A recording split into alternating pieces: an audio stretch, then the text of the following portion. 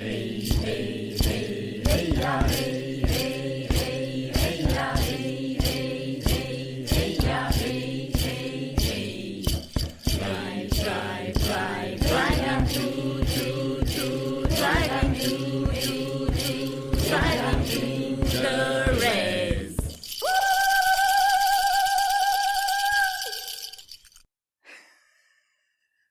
Go. Welcome to another episode of Driving to the Res with with your favorite hosts, PB Inelia, PB, and Larry. and Larry. And Romeo over there. Romeo's hanging out, yep. And Pepe. Yeah. Yeah, we're getting merits. Yes, we're getting married. Although we sort of brought about this It's merit like a situation. false flag. Yeah, a little bit like a false flag, you're right. We brought it in to fix it. Brad, whatever. So, yeah, to explain that, we have a couple of tigers, Siberian forest cats, Yes. Theodora and Brad. Yes. They're big. And they're quite large. But they do a good job of, creating a perimeter around our house that is Rodent-free. vermin-free, we'll say. Vermin-free, yeah. Vermin, by our definition, would be, okay, guys, the ones that go potty everywhere. Yeah, mice and rats, please. And get chew rid up of all them. of our stuff. Yeah. Chew up your own stuff anywhere outside this perimeter. Yes. Inside this perimeter, you're No go. Don't come in. not welcome. And we've tried being, considerate guests, but they're not considerate pests. Creatures. They're just straight to pest. Mm-hmm. They even kill each other. It's awful. Yeah, they're enmeshed in the light dark paradigm. They are those little buggers. Mm-hmm. So we have free reign for Brad and Theodora to keep this zone pest free, and we also have our guardian dogs, livestock guardian dogs. We have an Anatolian Shepherd. He's about a year and a few months old. Yeah. 100 and some pounds. And, he barks a lot. Yeah. There are a lot of things that need barking at around here, Yes. and that's pretty much his job, bark. Bark. And he has help with our Akbash, Yeah. Lucy with 3 paws, because she'll go attack anything around here, including a truck driving at her. So now she guards the side door. Yes, that's her domain. Mm-hmm. Nothing may enter that side door unless without her permission. She has given it permission, right? Mm-hmm. Yeah. And Romeo, I don't know, he's like the guardian of loves and hugs. Yes. Yeah. Except for like Fred and I, toddlers and aged people. He will defend against those. Yes. Which is an inside joke. Right. Tell you sometime. Maybe in a second hour. Yeah, maybe in a second hour we'll talk about Romeo. His story is pretty amazing now, how he came into our lives. Yeah, you should share that story just a bit. Have you? Yeah, you've shared it a little bit. Mm-hmm. But in second hour, I think, because it's a very involved story. It's an involved and personal story. Yeah, very personal, yeah. Same with Brad. Brad has a very big story with him. Yeah. Same with PB. Well, yeah, she has a story too. Yes. She's attached to another giant white dog and attached to another another giant white dog with 3 legs. No, she didn't have 3 legs. No, this one is. Oh, yeah. Pet stories. That's a nice topic. That is a nice topic. Yeah. All of our pets have stories. They do. Even our latest one. Even Pepe. So Pepe is a chipmunk. Yeah. He's a baby chipmunk. Tiny baby chipmunk. I call him a he, but I don't know his sex. No, do you? Don't. Mm-mm. I asked my daughter how to tell the difference, and she told me how, and I'm not going to do that. Okay. When it becomes obvious, I guess it'll be clear. Anyway, Brad caught Pepe. Yes, he did. Gave him a blade nose, but that was all. Yeah. And so I couldn't release him because Brad will go find him again in 1 second. Yeah. Because according to Brad, he's a vermin. Exactly, yeah. And he's actually a very quick, fun, fast, and interesting to chase type of vermin. Yeah. He has the same mouth, same kind of tail, same kind of goes fast and on the ground. He's supposed to get him. That's his job. Yeah. So now we're earning merits by saving the life of a Baby animal. chipmunk. Baby chipmunk, yeah. And merits, interestingly enough, is something we were reading about. That was interesting. It's a perfect light dark paradigm, thing. A bodhisattva thing. Yeah. It's a perfect, light dark paradigm thing. Merits. Yeah. It's involved in positive, negative balances and things like that, which is all constructions of the light dark paradigm. But yeah, that's what we talked about merits. We got merits from that. Well, any excuse is a good excuse for a pet. Yes. To be joining our tribe. No. Yes. Did you make a count recently? 5 dogs, 2 cats, that's 7. 1 bird, 8. Now rodent, 9. And how many chickens? Oh, geez. There's 5. There's 6, 7, 8. 6 babies and 2 adults. Yes. 6 plus 9. That's probably a completion number, like a 15 or something. That's a lot. 9, 10, 11, 12, 13, 14. Yep, that's 15, which is a 6. Anyway, if you know about numerology, I think that's a thing. I don't know. I like it. A 6 and a 9, which makes a 6. Which I thought made a 9. But it didn't. If you flip it over, it makes a 9. Or a 1 or something. No, if you add you have to add them together. Right. That's what I did. Anyway. How to complicate numerology? Just bring it to us. We'll complicate it. I think it's a 9 plus confusing. whatever number gives you that number when you add their sum. I think so, yeah. But a 9 and a multiple of 9 when you add them together gets you a 9. So that's the same. So a 9 and a 4, 10, 11, 12, 13. 3 plus 1 is 4. Yeah. It's magic. Yeah, it's magic. Okay. Let's try 9 and 6. We did that already. Yes. Try 9 and 3. What's that? 3. 9 plus 3 is what? 12. And 2 plus 1? 3. It's like magic. Yes. Number magic. Number magic.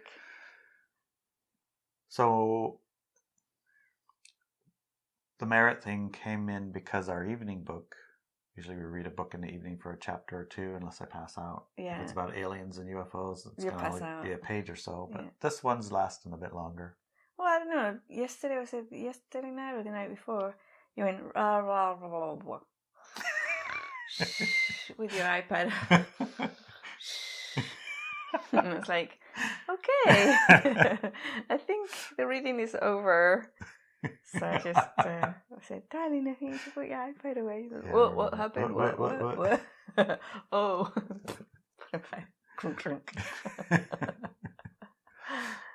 well, I'll get the title of the book another day, but it's about a lady, a younger woman on a journey to the highest valley in the Nepal or Tibetan mountains. I think something Kamsala or Tengsis Valley. Do you remember the name of it? No, but it's a journey. It's a journey book. It's a journey book, a literal journey, and all the rules, the irrelevant human rules to stop her from getting there. Mm-hmm. Like no women allowed someplace, so she had to pretend to be a boy and stuff like that. Oh yeah, and you're not allowed to ride buses or whatever. Lorries or this and that. And she's on one of the bodhisattva journeys to get to the tallest mountain, the tallest valley, and connect with oneness and enlightenment. Do you know the difference between a Buddha journey and a bodhisattva journey? No. So how do you know she's in a bodhisattva journey? Because she said it a bunch of times. Yeah, that makes sense, actually, with the merits. Because the bodhisattva's role in the world is to save others and to bring them to enlightenment before they put their own enlightenment on pause, right?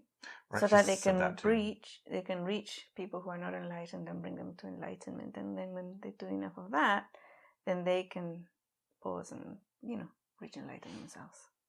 Yeah, she's talking about some kind of vows you take. That it's a lifelong commitment. That I take a vow, and then for the rest of your life, you got to do what you just said you're going to do. Mm-hmm. Oh, when I was little, there was this friend of mine. I lived in a little village in Chile called Cadewa with my grandma, and there's a girl in school who was really cool, and we used to hang out together.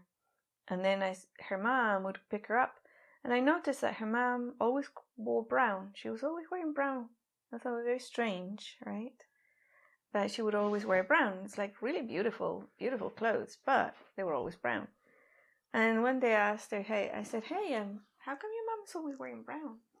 And she said because she promised a saint, I can't remember which saint, for a favor, right? She wanted something, and it got given to her, and she promised that if that was given to her, she would always wear brown in honor of that saint. And I don't remember who the saint was. Could have been Lourdes, maybe. I don't know. So that's why she always wore brown. So that was like a lifelong commitment. She was never going to wear any other color to thank this saint. Thank the saint for what they did. Yeah. Right, I do remember hearing quite often these deals. I'll make a deal, you do this, and then I'll do that for the rest of my life. Mm-hmm. And those kind of tie into the Naked Bible book we were reading. Yeah. How it was a God to your definition of what a God would be at that time period in human beingness, I guess. Beingness. I don't know how to describe it. Human beingness. Where the gods bestowed favors, but they were, they were Literal. interested in getting things in exchange. It wasn't like this was just here, have it. It's like I'll do this, but you're going to have to do this for the rest of your life. Yeah. That kind of a thing, right? You can have a beautiful home in my garden, but you need to work really hard and give me your blood. And it seemed like these vows. And your first child, so I can burn him and eat him. Burn the fat. Or that kind of stuff. Okay, don't say that. Okay, We're not supposed to talk about what. Well, I guess we can, but we should probably talk about those kind of things in the second hour. Let's not even go there. Okay, let's just not go there. Don't do that. Don't do that. Just don't do it. Don't make no deals with those. No, don't do any deals with dodgy gods in quotation marks, right? Gods. I did find an interesting bit in the vow that she was considering taking. She was waited 3 years, and then she decided to go ahead and take it. The vow was said and written in a way that the beginning part of it was something that no one could possibly disagree with. Mm-hmm. I mean, no light worker or no light being. Yeah, what was it? Oh, to use love and light as inspiration for creation instead of fear and destruction. Basically, something like that. Yeah. Of course. That's what you're already doing. Mm-hmm. And that was essentially what she was saying. It's this vow is something that I'm already living, so taking it is of no consequence in a sense because it doesn't change anything. So what was the second part? Well, the second part was where you had to apply that to everyone in the world or all creation. So how do you do that?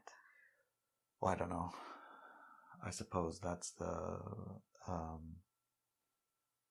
point of bodhisattvas where everybody else has to have it before you.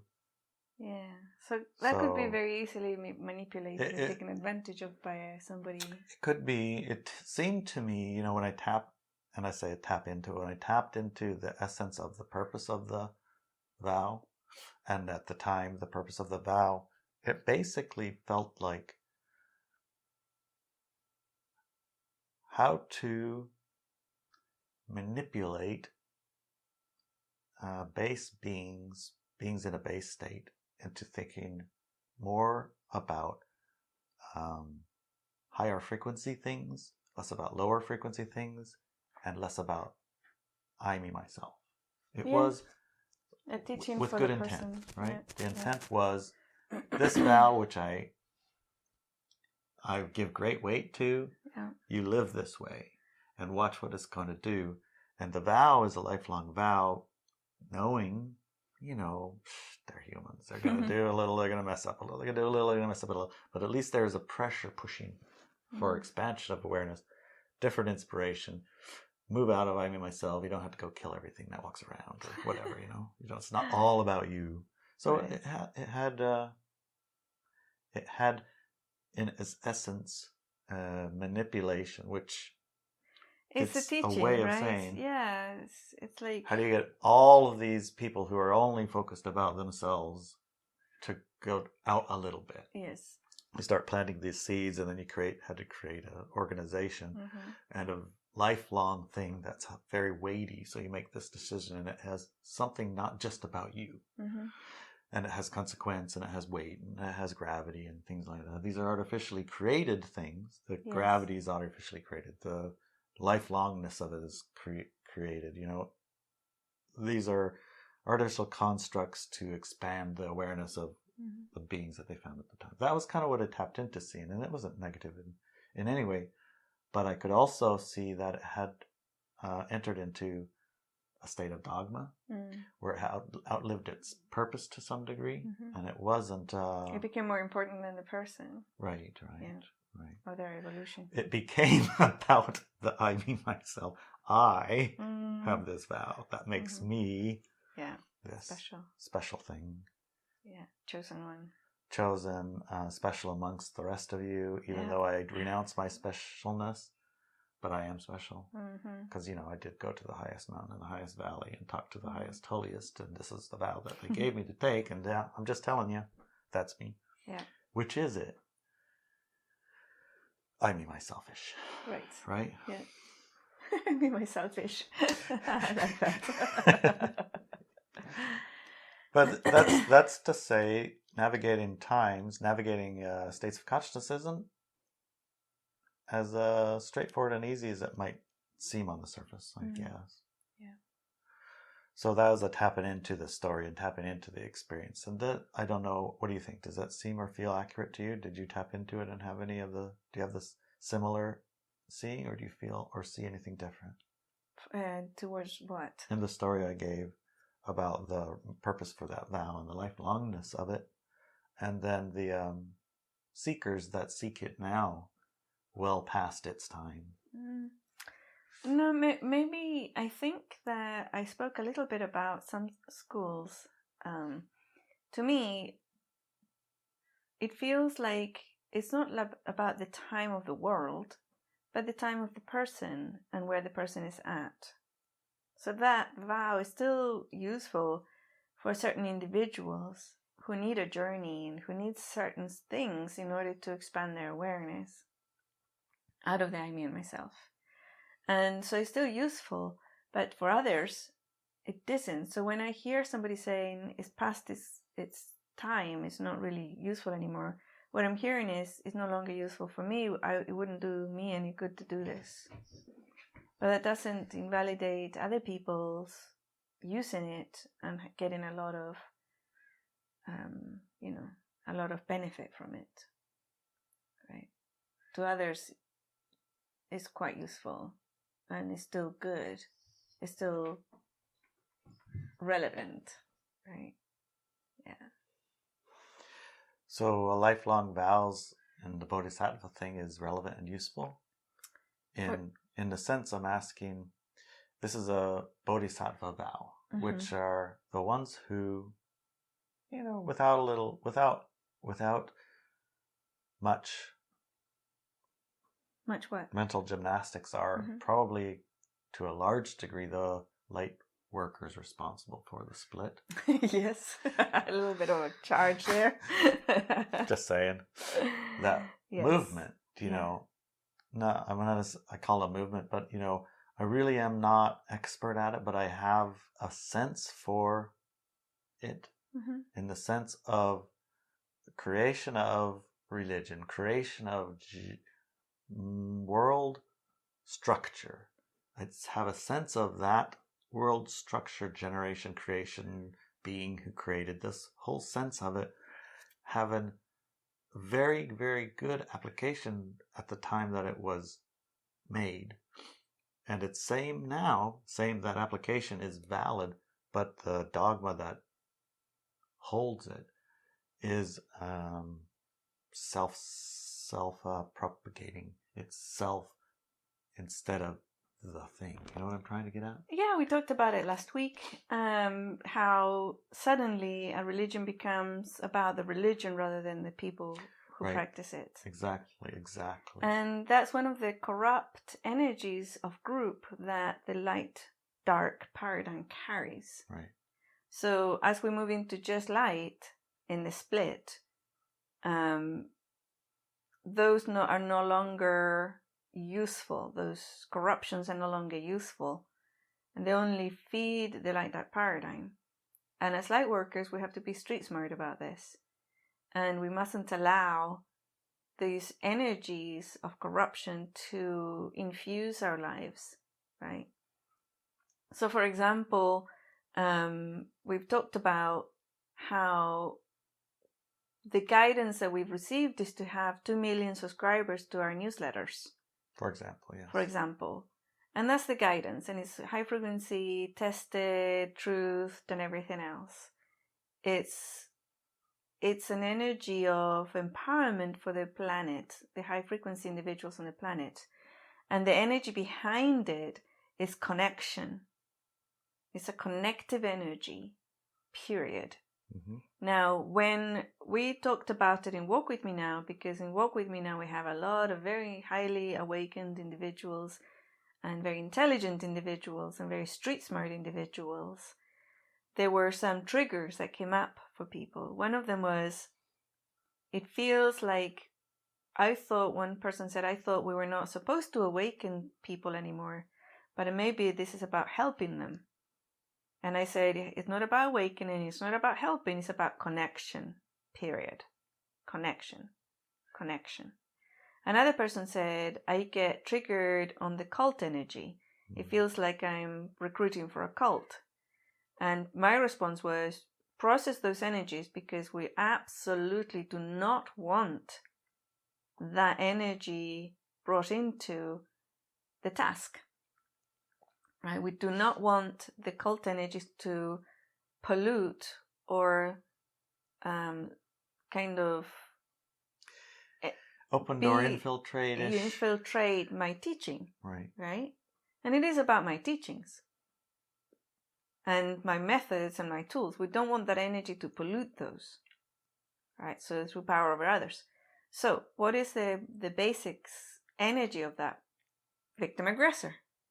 I refuse to be the aggressor for anybody on the planet, and I refuse to be the victim of anybody on the planet.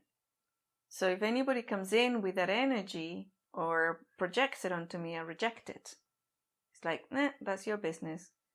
If you're afraid of it, go away, because I don't want that fear in my field, right? So, and at the same time, I reminded people, we stopped measuring statistics on our website. We used to use an app, a little code, a code in our websites.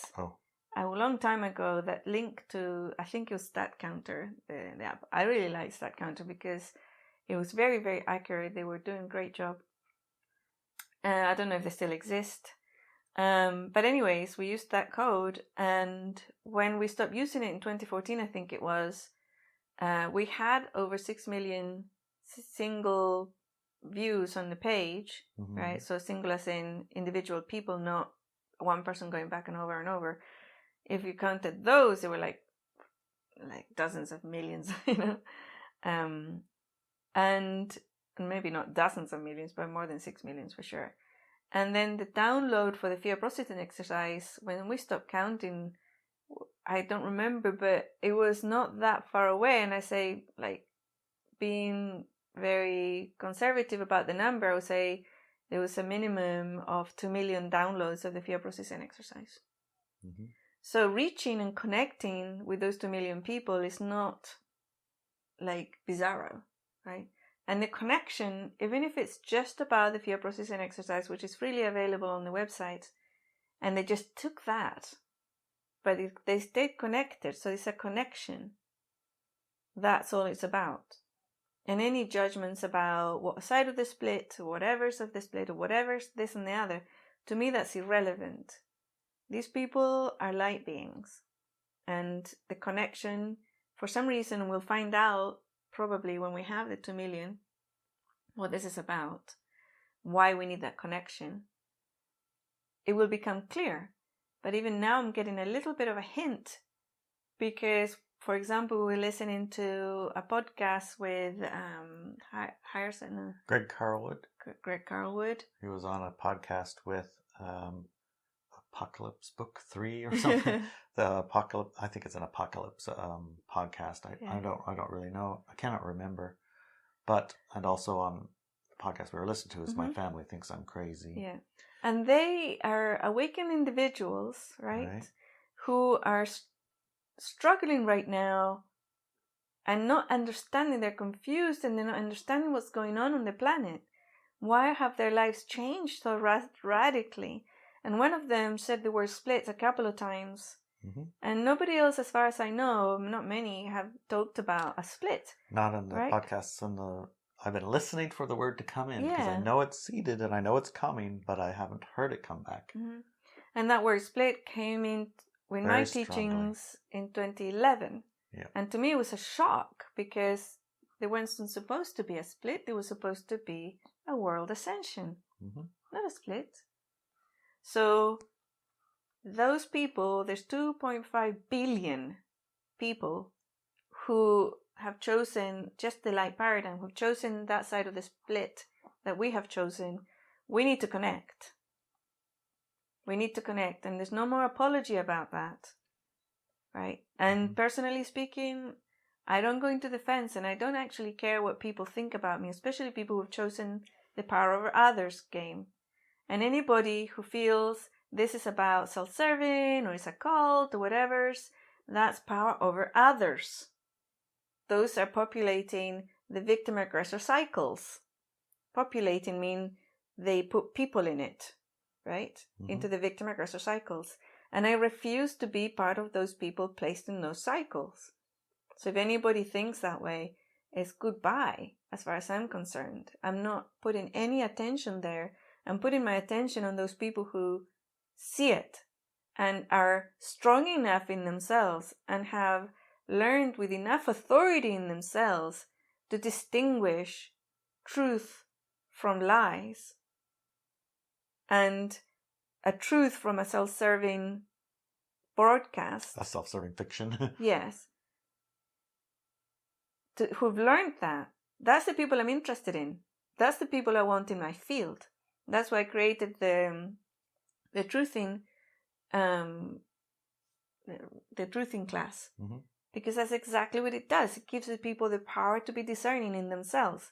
So the whole paradigm of victim-aggressor or cults or exploitation, that's all gone out the window. It's gone. That can never happen in their life. Never.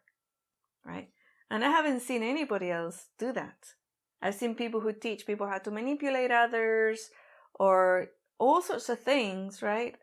And even saying, people who say, and religions who say, follow this path or you're screwed. Right? And that's never been my path. Not even when I was a Buddhist would I say that. I would say, hey, try this tool. And if you find something better, drop it. And it used to drive people crazy, right? And I used to always say, if I find something better, I'm going to drop it. And it used to drive the leaders crazy. And it happened. I found something better. It came in, like the fear processing exercise, and I dropped the other. It was no longer useful. So it's about that. It's about the discernment and it's about connection. So the split thing, that's what's interesting because it's coming into the awareness of individuals who have chosen to be self-empowered and discerning and know that they cannot fall for the power over others narrative. Yeah. And those are the individuals who need to know why this is happening. Why is this happening? Why is our life so radically different to 5 years ago? Why is it so radically different? Why is it that there's people that they cannot communicate with and they can't have a conversation with and it's completely blocked? Why can't they hear me? Why can't they see me? Yeah, right? And it's like, it's a frequency thing.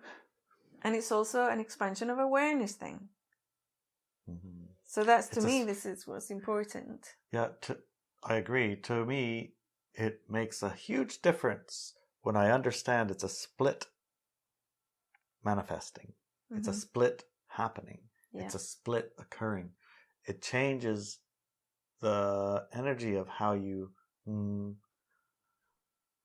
walk your day, in a sense. It's like, I need to change these people? No. No. Thank you for letting me know which side of the split you've chosen. Yeah. I'd be happy to, in a sense, I'm happy to allow, and I say allow, I'm happy to not interfere with your choice. Exactly. Yeah. Enjoy your choice. And, oh, I see what side of the split you have chosen. Here, I have some interesting tools to help keep your sanity, help you stay connected, Find your allies. allies available and visible. Make life and easy. if you are, make yourself visible. How you can make yourself visible. In other words, how do you find to each the other? right people? How do you connect to the right people? Mm-hmm. So when we say right people, it doesn't imply there's right and wrong. For us, there's right and right. Yes. Right? The right people for you. The right people for you. Yes, right. exactly. Yeah. And that includes place. Yeah. Because I the right place for you. I noticed, interestingly enough, that they had heard the clarion call to leave the city, but they were stuck. Mm-hmm. And then all sorts of programs came in to stop them from taking the path that was the highest frequency, because they had programs running, right? That it was like an ingrained program. I'm never going to do this. And then suddenly, oh, I need to do this. No, I'm not going to because I promised. And never, it's back to that lifelong commitment, lifelong right? vow and promise and things. Yeah, exactly. It goes all the way back to that. And at the moment, you need to be fluid. And I mean, I was looking at a situation of someone that we know who tried to sell her house and move to the country. Mm-hmm. And there was a lot of things, it's like the selling of a house, sold several houses. And there's an energy that you need to do, like cleanse your energies from it and talk to the house to make sure that you're listening to see what the house wants. And then you can put that energy out. But also, and in this case, I think finally it came in, the destination has to be correct for not just you, but everybody who lives in that house. So if there's any question marks around the destination that people will take when you sell that house, everybody who lives there goes, if there's any question about the destination in your heart or other people's hearts or even in your higher self, expanded awareness self, then that house is not going to sell. Right, to hold you until you find that. Exactly. So maybe release and be more fluid about that destination also. Mm-hmm. And the destination part is important, right? I mean, the guys who were talking in that podcast is, it's like, it's getting really hot here. Yeah. It's like so many 5G towers and all these things and the taxes and blah, blah, blah, blah, blah. And I gotta go, but I can't go there. I don't want to go there. I don't want to go here. I don't care. And all the places I'm looking at, now they're up $100,000 over where when I started looking at them, and I can't commit. And it kind of feels me like the pot being turned up, but at the same time, it's like the place you're at that you need to leave, that's getting hotter. Yes. The place you want to go, the ones that aren't it are hotter too. Yes. And at one point, the pressure is right. And look, there's one there that ain't too much. Mm-hmm. It's going to go like this. Yes. It'll be there so fast your head spins. Like us. Yes. Yeah, the market is irrelevant. Yeah, because the market, there's no way in the world that, we could have afforded anything in this market. Down the street, it's half the acreage for $600,000 with no house. No house. It actually is full of rubbish too. Yeah. Like rotted vehicles and collapsed RVs and stuff like that. Yeah, so I understand that. It's like, not doing that. Nope, not doing that. Nope, not doing that. Nope, not doing that. But when it's the right one. It's supported. Even with our own limitations, because there's absolutely no reason why you and I need to have any type of financial limitation. Except that we have unconsciously maybe, or it's still even slightly consciously limited ourselves to use that limitation for our benefit. Right? Yeah, probably. Yeah. So by using that limitation to benefit us and making us decisions or whatever's, and even maybe not our particularly limitations, but maybe others, of the perception of who we are or what we are, it's that's also part of the light dark paradigm. So obviously, we're not completely out of it. But we're consciously aware of it and also on our way. Mm-hmm. It's like we're consciously every day not engaging in I, me, and myself and low frequency energies, right? And if we do fall into them, We see it. We see it and catch it and talk about it and then do things. Or we have allies who'll see it with us. Yes. In other words, don't be alone about it. Right. It's very tempting to go hide off in the woods, though. It is. We did, kind of. But we haven't been very successful about it. We had more parties here. Yeah. So, it's a good balance between those things. And how do we make those connections, and what does those connections mean, right? It's very important. And it's not to say that if you see somebody's on a journey and you know that if you give them something that helps them in that journey, and that journey eventually brings them to that expanded awareness, the journey is fine. I mean, I still give that tool, that Buddhist tool, to people who I find my tools are not going to be any good to. And I was like, no, that's not going to help them. So I'm going to give them this other tool instead. Mm-hmm. And I send them to that Buddhist school, even though I know that it's not the correct pathway in the entire journey. But it could be a stop, like an inn, in the journey. A stop there for a while until they outgrow it, and then they can get back on the road, right, to complete their journey. And I have that trust as well. And many years ago, I mean, it's like this lady who's a staunch Catholic. Right.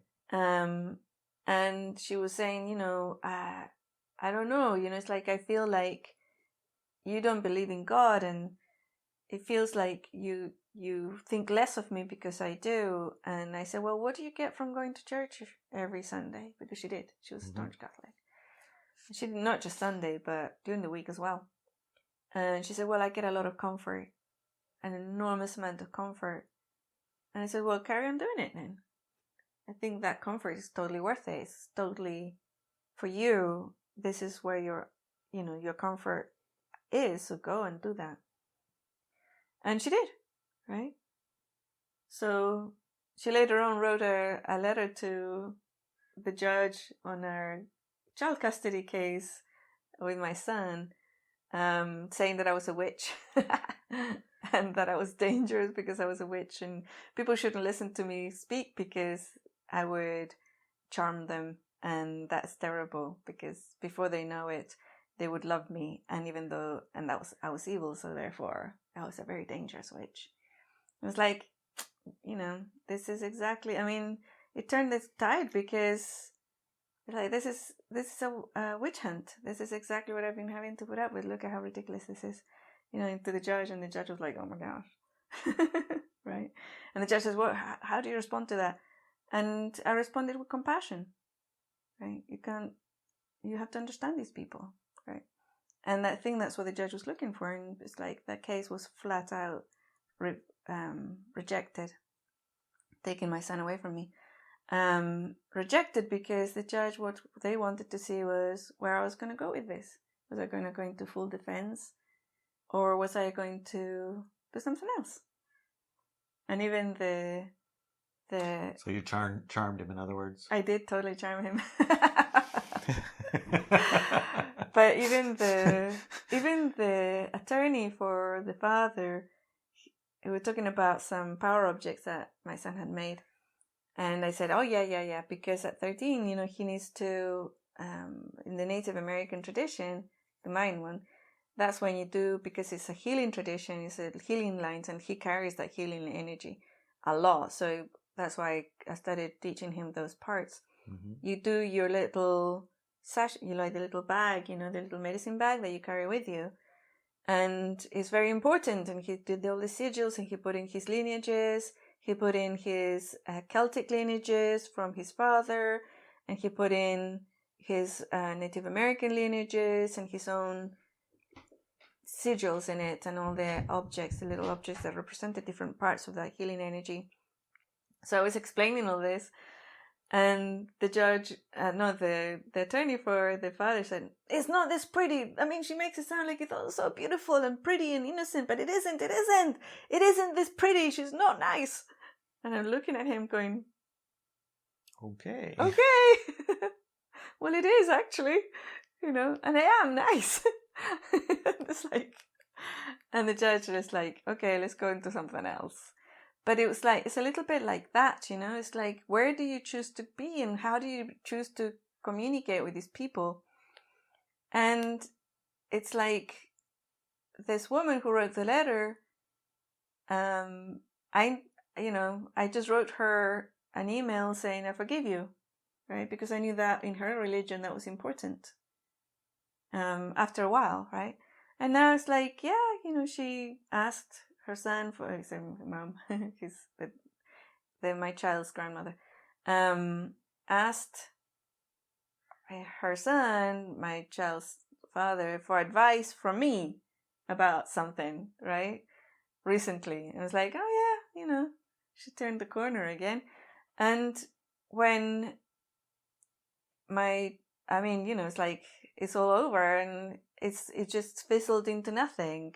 Now it's like, how long can you keep him? The energy, right? And my child's father said, it's like, and you don't mind my mom, blah, blah, blah. And I says, why would I? I said, because of, I knew what he meant, what she did. And I said, she's a mom and you're her son. And of course she's going to do anything to support you. I mean, that's mom energy. That's a mama bear. Why would I hold that against her? It's like, I wouldn't. You're at fault. You're the one that lied to her. But, he just laughed. But anyways, that's the type of energies. If you refuse to go down that path of victim aggressor and defensiveness and it's all about me, and refuse to be the aggressor and refuse to be the victim, which is both things that I did, it just turns around and suddenly you can talk to these people again and it's like nothing ever happened. And for others, that's really hard because it's like you cannot forgive, what they did. But when you do that, you're going into that energy, you've already gone into that victim aggressor energy. You are the ones who dictates how you feel and what you experience in life. You are the one. When you start blaming others, you give your power away. You're saying that person has the power to control my emotions in life and my reality in life.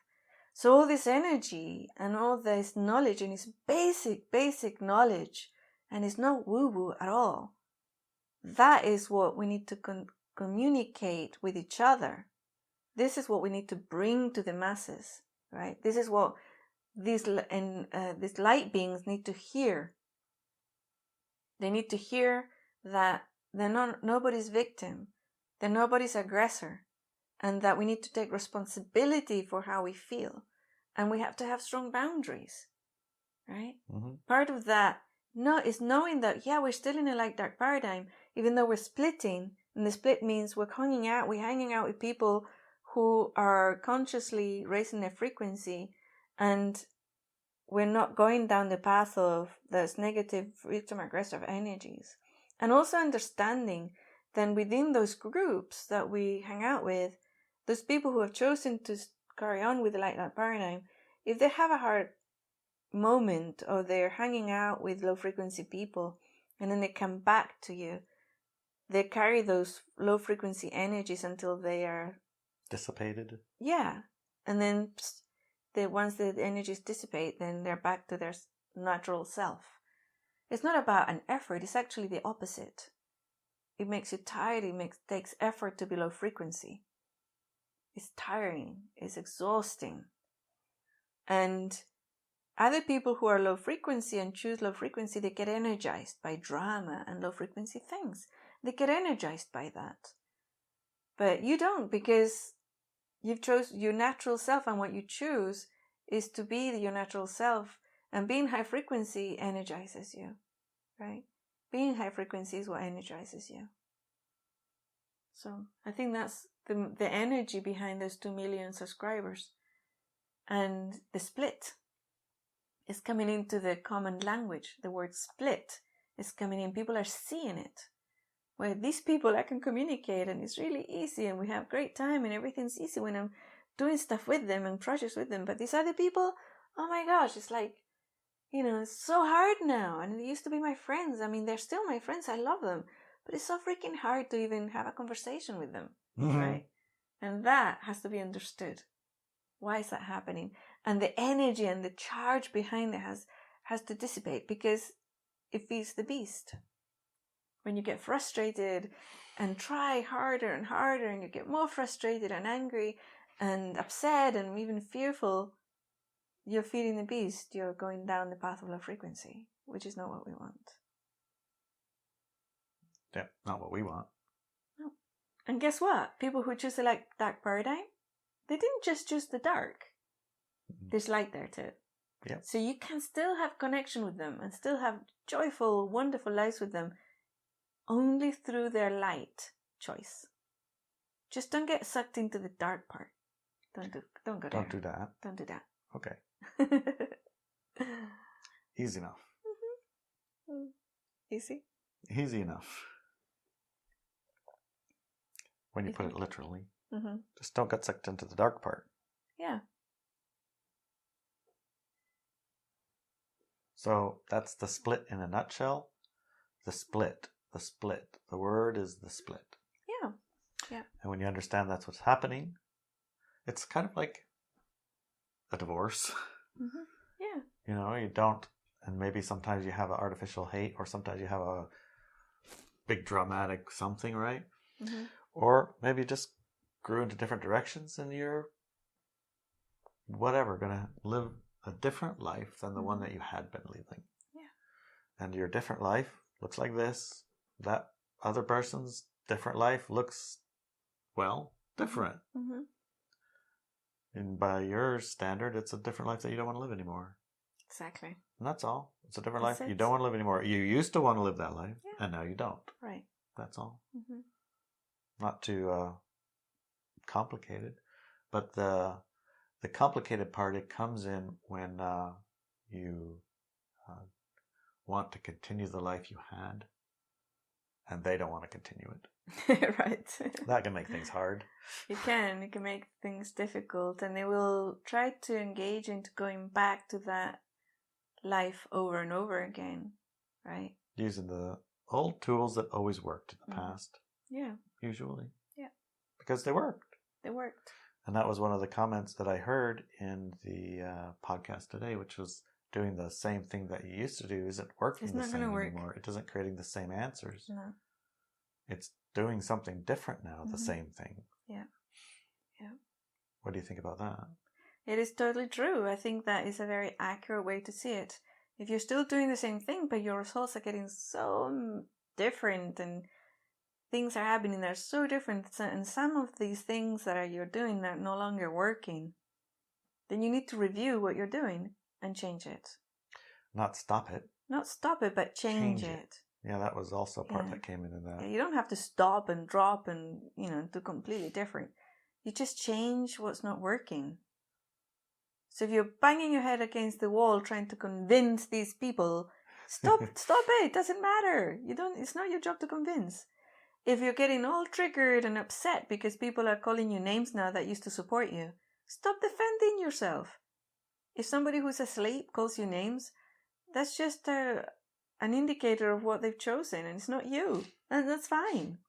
It's That's fine. It's in a way, it is helping them continue their Exactly.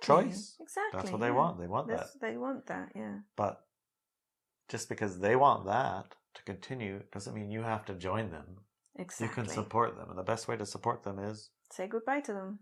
allow them to continue. Yeah. Because too much time spent with you is going to, make it difficult. Yes. It's going to make it harder on them Yes, to continue their choice. Yeah. And even attacking you is not going to help them.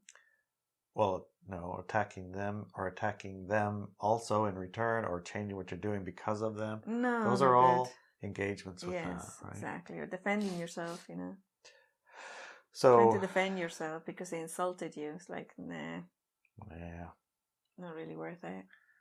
it's not going to go where you want to go. No. I mean, navigating the split. That's basically what we're talking about. Yes. So what are you doing these days navigating the split? What are you navigating these days? What am I navigating? Yes. Well, I'm getting a big call to go fishing. Yeah. the boat's calling, and You have a fish are crew. calling. And you said, if the crew falls in my lap, then I'll do it. And the crew If fell the in your crew lap. calls, then I'll go. They called, said, can we please, can we please, can we please? Like, how is this supporting navigating the split? And how does this support getting 2 million subscribers? And how does this support what I'm doing? Mm-hmm. Those are the questions that I'm asking, and I don't know the answers. Mm. Well, your connection with Gaia, right, and the Salmon Collective is very strong. Yeah. And for as long as you own that ship needs to go out in the water. It can't be just tied up because it's not good for it.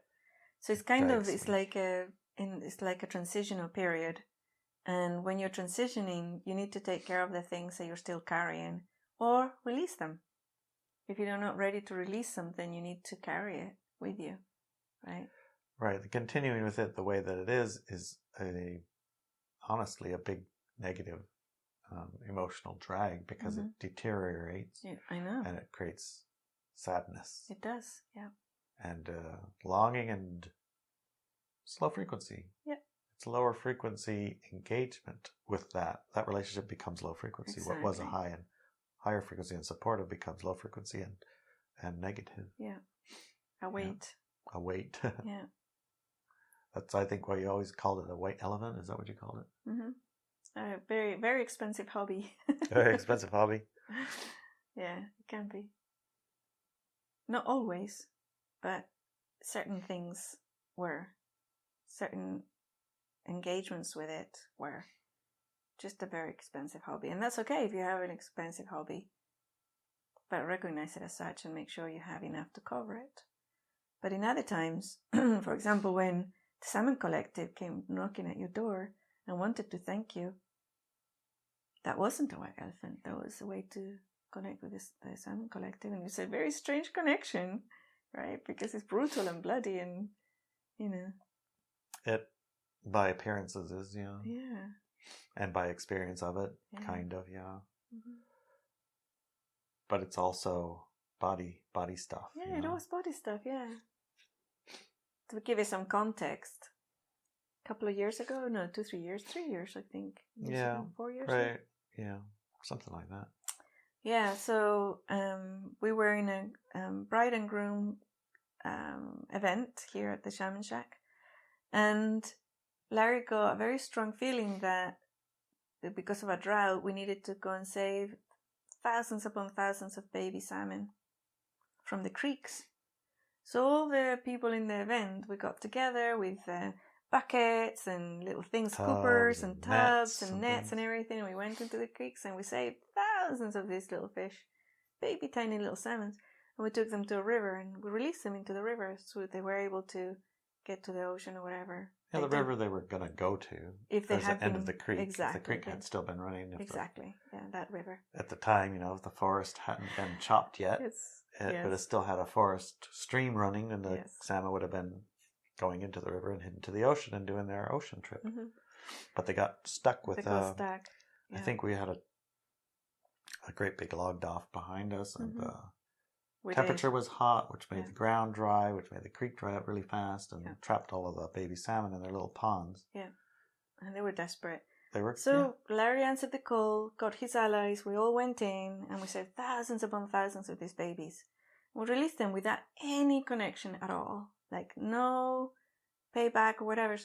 And the next year, I woke up one day and it's like, Larry, the Salmon Collective wants you to go and fish. And he's like, what? That doesn't make any sense. Doesn't make any sense. He says, no. Like, every salmon in the area that is going to die very soon because it's going to be eaten by somebody or something else is going to happen to it, it's going to come to your ship. That's it. They're going to come to you to get that end because they're going to end. Doesn't matter if you do it or another fish does it or a whale or not whale, sea lion, or killer whale or doesn't matter. Doesn't matter to They're them. going to do it. So they're going to come to you. They want to come to you. It's a thank you. They want to end their life with you and bring you some benefit. This is a large collective all over the planet.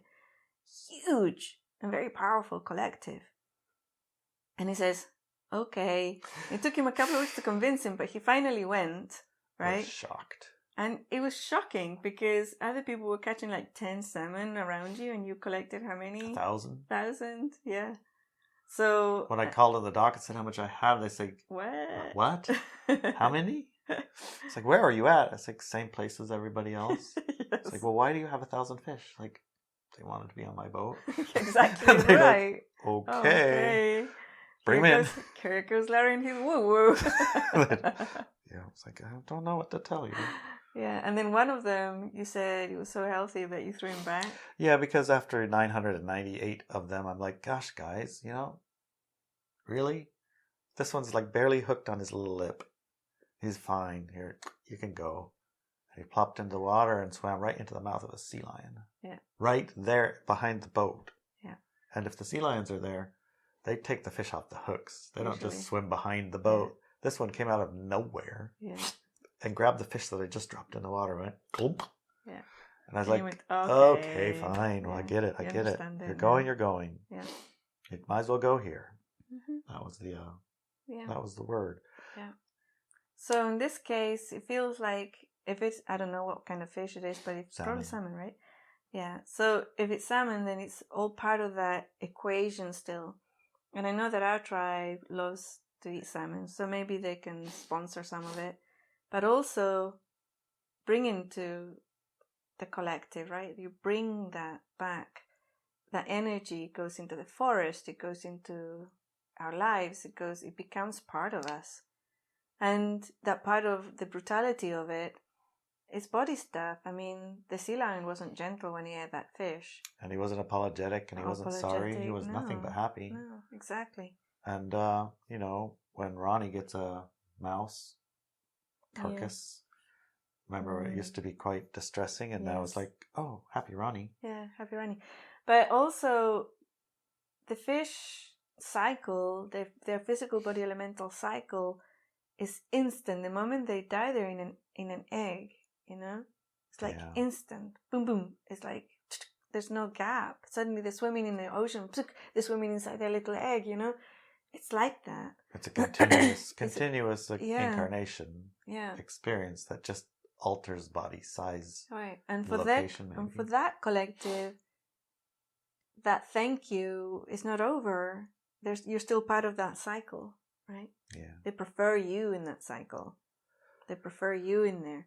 So it's really interesting how we see it, and it's not just making excuses, because you can tap into it. Larry did not want to go salmon fishing that year. He said, come on, really? No, I don't want to. It says, you have to. This is like a big call, and I'm getting woken up in the middle of the night by your freaking salmon collective. You have to do it. And he goes, oh, very well then, I'll do it. But you'll see, there's no salmon this year. You'll see. He says, yeah, you'll see. Yeah, 10 fish isn't a lot. Yeah. No, okay, it's not going to pay for your fuel, that's for sure. But I don't know. I mean, it could be that it's not the salmon collective. It could be that the ship needs to go out, use its engine, maybe, catch a new owner. We don't know what it is, but it's something. And I know it's something positive. because something positive. My images all show up salmon. Mm-hmm. And the guys who talking or exchanging or interesting or anything, it's all salmon. Mm-hmm. The salmon, like, remember Fred? He just can't get it out of his mind. He's got to go catch a salmon. Let's go catch a salmon. Come on, go catch a salmon. Even from the beach, from a skiff, from a kayak, from whatever. Let's go catch a salmon. We got to go catch a salmon. Yeah. It's like he's driven to go get a salmon. Yeah. Yeah. So all of the inputs are salmon. So go in the skiff, go in the north. It doesn't matter. You're going to go and have to connect with the salmon collective. They're waiting for you. Pretty much. Or maybe the ocean is. I don't know. But, there's something there. But it seems to be the salmon. I'll see when the results come in. We'll see if we'll it's see what accurate. happens as a consequence. Yeah. I'm considering allowing the guys who showed up, who I know are the highest energy, and they're like a sea lion, the energy of a sea lion. They're going fishing, and they're going fishing. They're just locked on fishing. Yeah. And taking care of boat, cleaning, and energy that's unlimited, limitless energy in a sense for that type of a thing. And I think that relates to the spirit. Remember the spirit body? we were talking about that with one of the groups that I'm a part of. One of the questions that was in the Ascension Workers Manual was, what's a spirit body? Yeah. And the spirit body was a little bit fuzzy. Like, is that their soul? Is that, what is that? Is that like this, that? And when the answer came, it came in a way that it's completely understandable. Maybe you can explain it a little bit. Give it the once over. What's a spirit body? So I use these words and these concepts to explain aspects of our reality. And within each book, I will give a kind of definition to explain a concept. Right. So in some books, I use the word soul in a very specific way, and I say, within the context of this book, this is what I mean by soul. And then another book, within the context of this other book, you've already done the other one, so in this book, then soul means this other thing. And with the spirit body, it's like that too. So when the Ascension 101 course was coming in, there were certain concepts that were not really explored within the human collective. So you have to borrow vocabulary from other places in order to explain it, right? And then the Ascension Workers, the Ascension Workers workbook, right? Yeah, the Ascension. It's getting reworked. Yes. It's being I guess visited and refreshed. Second edition, and so within that context, what I used was the words spirit body to delineate, to explain an aspect of the physical body that is a very subtle aspect, but it's not the soul. Okay, it's not the soul. The emotional body, the mental body, the physical body, the egoic body, those are all connected with the physical body, and so is the spirit body in that context.